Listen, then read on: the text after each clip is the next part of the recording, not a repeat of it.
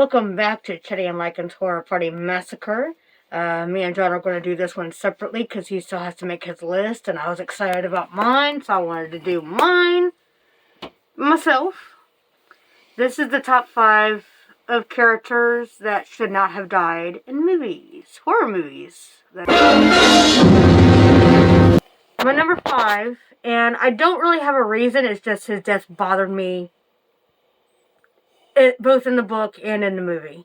But Dick Halloran, played by Scatman Crothers, in the original Shining. I've always had a fascination with The Shine. I love how Stephen King puts it in all his different books and different characters and different, movies and things like that. And Dick was he was a good guy. And when he died, it just really bugged me. So he's my number 5. Number 4,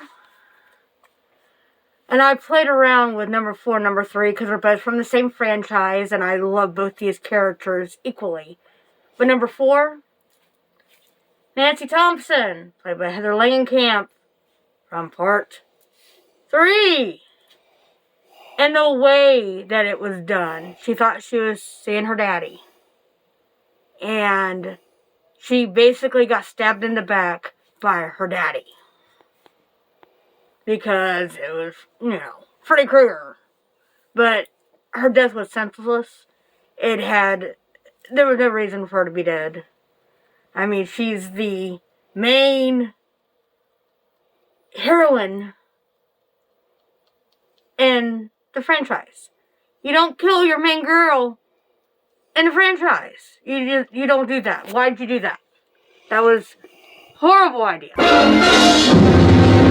Number 3. And I liked both actresses that played the character. But Kristen Parker. I love Patricia Arquette. I've loved her the minute I laid eyes on her. But in part 4 is when she had her demise, and she was played by the beautiful Tuesday Knight. That one, I wanted to slap the shit out of her mom. Basically, her mom killed her. Freddy he had a little bit to do with it. But it was her mom that made her go to sleep. Her mom killed her. And I still believe that. Changed my mind.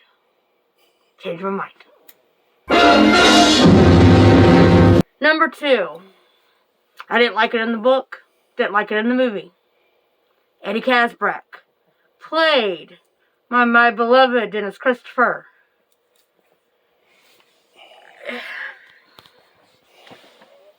He tried to save his friends. He wasn't a main character. His death was senseless. It was pointless. None of them should have died.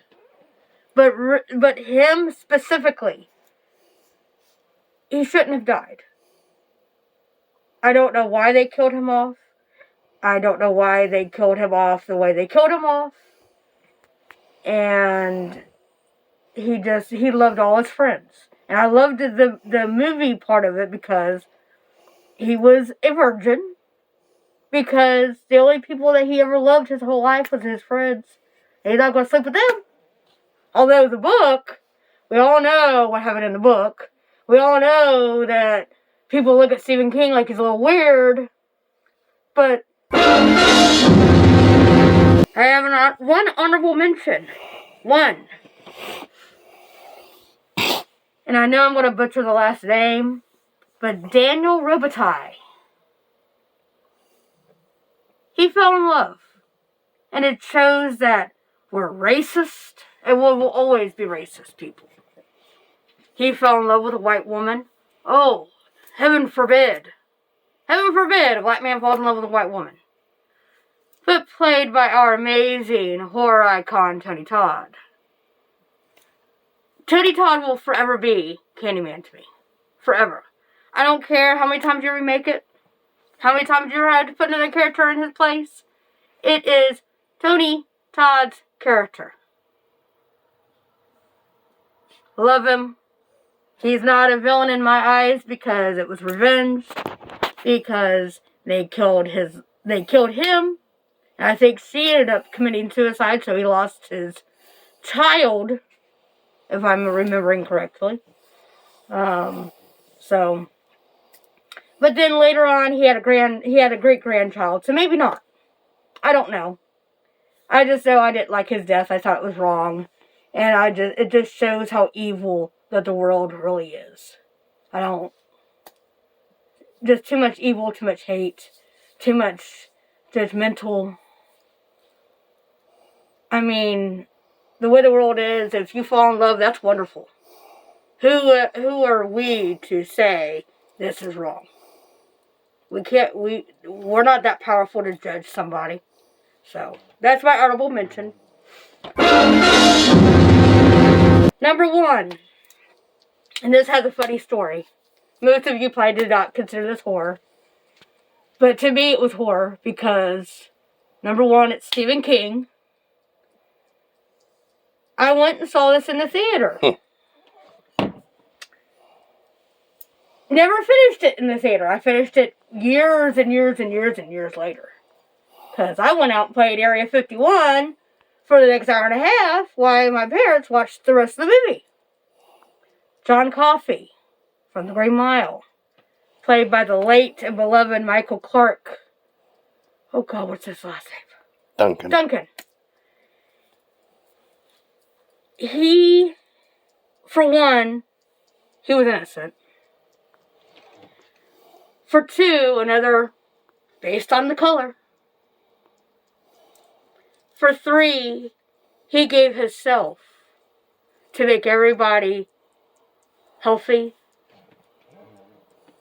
And they still killed him. And he was the most innocent character out of that whole movie. He was the most innocent.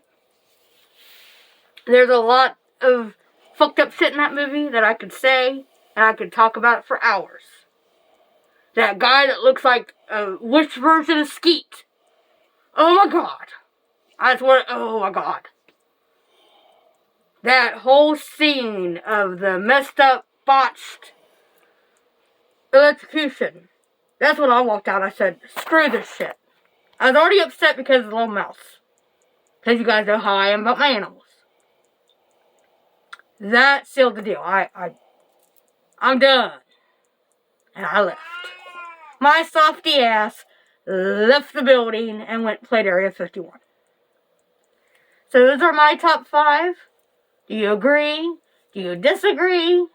What do you think? Let me know in the comments. Am I crazy? Am I a big old softy? Let me know. Until next time, stay spooky. I like it spooky. I want to thank you. Anything you want, you just name it.